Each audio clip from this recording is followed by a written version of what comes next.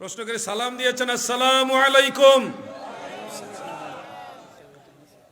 এক নম্বর প্রশ্ন, জনাবে মুহাম্মদুর রাসূলুল্লাহ সাল্লাল্লাহু আলাইহি সাল্লাম তথা বিশ্বনবী বলা যাবে কিনা? দুইটা প্রশ্ন একসাথে করেছেন। আমরা যারা সুন্নি মতাদর্শী, আমরা প্রিয় নবীজির নামের সাথে জনাব শব্দটা বাংলাদেশের কালচারের কারণে ব্যবহার করি না। অনেকে ব্যবহার করে থাকেন, কিন্তু তাদের এই ব্যবহার করার পিছনে অ্যানকার আছে কিনা আমি জানি না। জনাব শব্দটা কেন ব্যবহার করি না আপনাদের এটা বুঝতে হবে। সাধারণ যারা সম্মানিত ব্যক্তি তাদেরকে বলা হয় জনাব আব্দুর রহমান সাহেব, জনাব সভাপতি সাহেব, জনাব চেয়ারম্যান সাহেব, জনাব মেম্বার সাহেব অমুক। কিন্তু আপনারা জানেন নিশ্চয়ই জনাবের চেয়েও আরো যারা বড় সম্মানের অধিকারী তাদেরকে বলা হয় মাননবর চেয়ারম্যান। একটা দলের চেয়ারম্যান হলে তাকে জনাব চেয়ারম্যান বলা যাবে না, দলের চেয়ারম্যান হলে তাকে বলতে হবে মাননবর চেয়ারম্যান। তার সম্মানের যে প্রটোকলটা এটা একটু বড়। এর চেয়েও আরো যে বেশি সম্মানিত তাকে বলতে হবে মাননীয় প্রধানমন্ত্রী। যিনি প্রধানমন্ত্রী হবে তাকে মাননবর কিংবা জনাব প্রধানমন্ত্রী বলা যাবে না, ওনাকে বলতে হবে মাননীয় প্রধানমন্ত্রী। ওনার সম্মানের ক্যাটাগরি কোটা হলো এটা।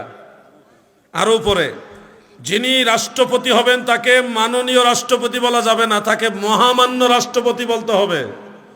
জনাব রাষ্ট্রপতি তো বলা যাবেই না, মাননবরও বলা যাবে না, মাননীয় বলা যাবে না, বলতে হবে মহামান্য রাষ্ট্রপতি। তাহলে ওনার মর্যাদার ক্লাসটা অন্য সবার চেয়ে বেশি। আপনারা আমাকে বলুন, আমার দয়াল নবীজির মর্যাদা পৃথিবীর কোন রাষ্ট্রপতির মতো না সব রাষ্ট্রপতিদের চেয়ে বড়? আমার নবীর সম্মান এটা হলো সকল মহামান্যদের মহামান্য আমার দয়াল নবীজি, ঠিক কিনা বলেন?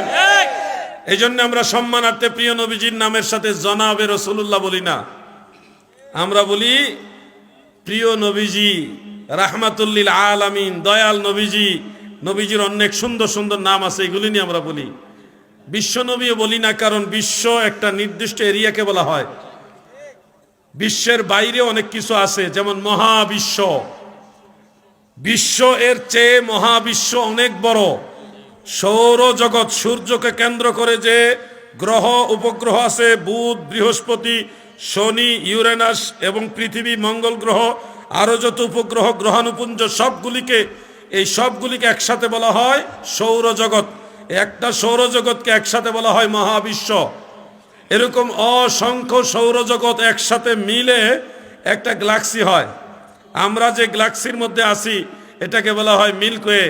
তো এরকম অসংখ্য গ্যালাক্সি একসাথে মিলে, অসংখ্য গ্যালাক্সি একসাথে মিলে একটা ইউনিভার্স হয়। এরকম অসংখ্য ইউনিভার্স একসাথে মিলে একটা মাল্টিভার্স হয়। এরকম অসংখ্য মাল্টিভার্স একসাথে মিলে একটা সুপারভার্স হয়। আরো অনেক কিছু আছে। এই সবগুলো হলো প্রথম আসমানের নিচে। আমার দয়াল নবীজি কি প্রথম আসমানের নিচের নবী না উপরেরও নবী? দ্বিতীয়, তৃতীয়, চতুর্থ, পঞ্চম, ষষ্ঠ, সপ্তম, সিদরাতুল মুনতাহা, আরশ, কুরসি, লৌহ কলম, জান্নাত, জাহান্নাম, কুল কায়নাত, সমগ্র সৃষ্টি জগতের নবী আমার দয়াল নবী, ঠিক কিনা বলে?